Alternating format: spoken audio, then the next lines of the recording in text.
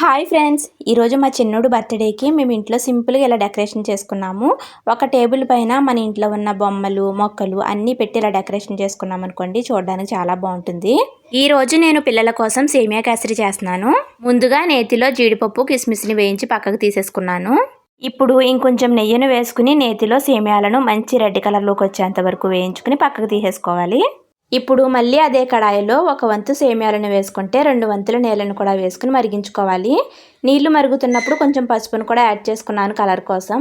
ఇప్పుడు వేయించుకున్న సేమియాలను కూడా వేసేసి దగ్గరగా ఉడికించేసుకోవాలి. ఒక వంతు సేమియాలను వేసుకుంటే 2 వంతుల నీళ్లు, ఒక వంతు పంచదారను కూడా వేసుకోవాలి. ఇక్కడ నేను బెల్లం, పంచదార రెండింటిని కలిపి వేసుకుంటున్నాను.